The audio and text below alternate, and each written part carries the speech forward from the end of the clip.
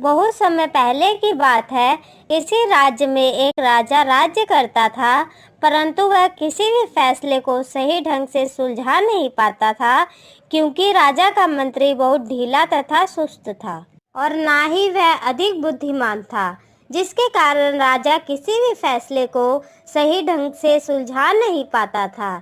इन्हीं के राज्य में बिरजू और मन्ना नाम के दो चोर रहते थे।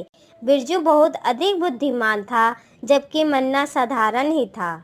एक बार की बात है, वह दोनों एक सेठ के घर चोरी करने जाते हैं। सेठ सो रहा होता है।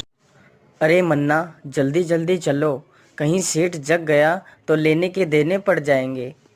फिर वह दोनों जल्दी जल्दी उसके सारे जेवर और पैसे उठा लेते हैं, लेकिन जैसे ही वह सामान उठाकर निकलते हैं, तभी मन्ना अचानक से गिर जाता है। मन्ना के गिरते ही सेठ की नींद खुल जाती है। अरे कौन हो तुम लोग, और इतनी रात को मेरे घर में क्या कर रहे हो? तभी सेठ की नजर जमीन पर पड़े जेवर और पैसों पर पड़ती है। अच्छा, तो तुम लोग चोर हो जो मेरे घर चोरी करने आए थे। मैं सुबह ही तुम दोनों की शिकायत राजा से करूंगा। सेठ सुबह होते ही राजा के पास पहुंच जाता है और उन दोनों की शिकायत राजा से करता है। महाराज, आज रात ये दोनों मेरे घर में चोरी कर रहे थे और मैंने इन्हें रंगे हाथों पकड़ा है। महाराज, इन्हें कड़ी से कड़ी सजा मिलनी चाहिए।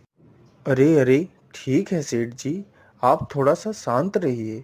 मंत्री जी, इस पर आपका क्या मत है? हमें इन चोरों को क्या सजा देनी चाहिए? महाराज, मुझे तो कुछ समझ नहीं आ रहा, आप ही देख लो कि क्या करना है। मेरी तो आज तबीयत भी बहुत खराब है।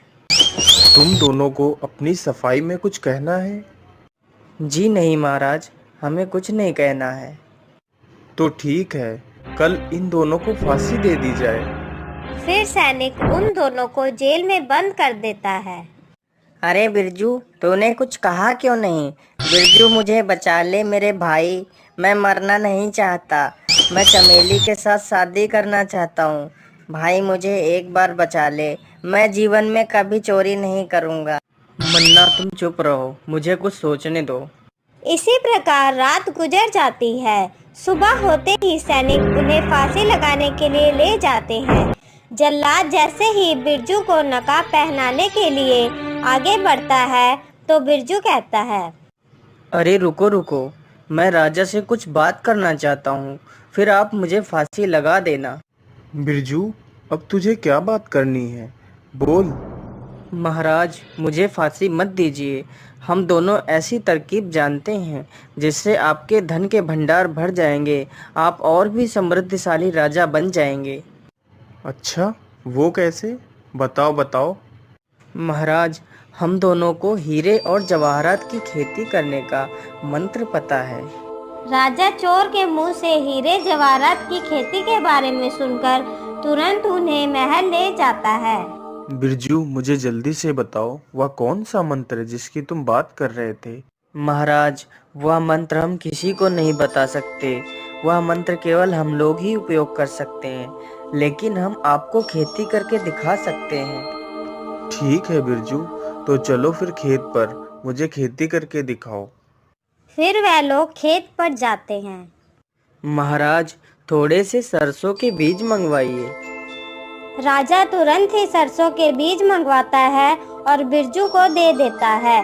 बिरजू आंखें बंद कर कर झूठ मूठ का मंत्र पढ़ता है और सरसों के बीज को खेत में बो देता है। महाराज, अब इन बीज से पौधे निकलने दीजिए, तब तक आप महल में आराम कीजिए। फिर राजा महल चला जाता है। बिरजू और मन्ना भी अपने घर चले जाते हैं। कुछ दिनों बाद उनमें से पौधे निकल आते हैं, तो राजा उन दोनों चोरों को बुलवाता है। अरे दिखाओ तुम दोनों, इसमें कहाँ हीरे जवाहरात लगे हैं?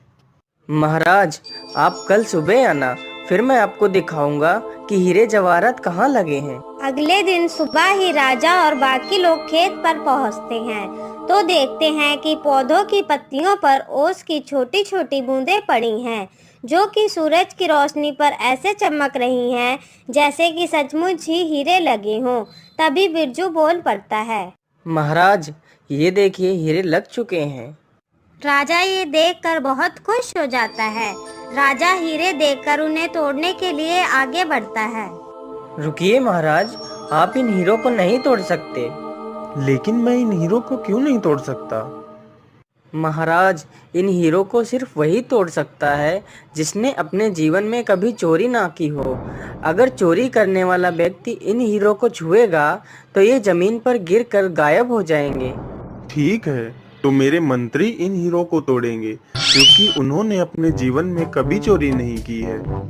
मंत्री जी, जाइए और जल्दी से हीरे तोड़कर मेरे पास लेकर आओ। नहीं महाराज, मैं इन हीरो को नहीं तोड़ सकता क्योंकि मैंने भी अपने जीवन में एक बार चोरी की है। मंत्री जी, तुमने क्या चोरी की है?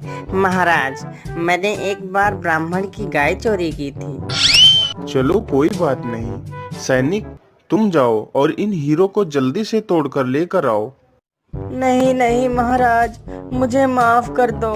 मैंने भी एक बार चोरी की है, इसलिए मैं इन हीरो को नहीं तोड़ सकता। तुमने क्या चोरी की है सैनिक? बताइए मुझे। महाराज, मेरे घर में एक दिन कुछ भी खाने के लिए नहीं था, तो मैंने खाने की चोरी की थी। इस प्रकार राजा सभी से हीरे तोड़ने की बात कहता है, लेकिन वहाँ पर ऐसा कोई नहीं था जिसने कभी चोरी ना की हो। तब तक उनका मंत्री बोल पड़ता है, महाराज, आप ही क्यों नहीं तोड़ लेते ये हीरे? मंत्री जी, मैं भी इन हीरो को नहीं तोड़ सकता क्योंकि मैंने भी अपने जीवन में एक बार चोरी की है। यह सुनकर वहाँ पर खड़े सभी लोग हैरान हो जाते हैं। महाराज, आपने क्या चोरी की है?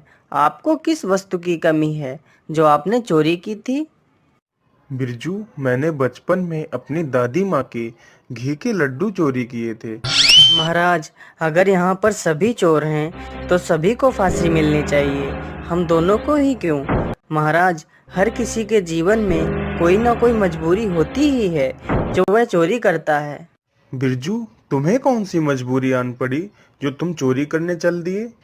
महाराज, मेरे पत्नी की तबीयत बहुत ज़्यादा खराब रहती है, जिसके चलते मेरे पास जितने पैसे थे वह ख़त्म हो चुके थे, इसलिए मैंने चोरी की।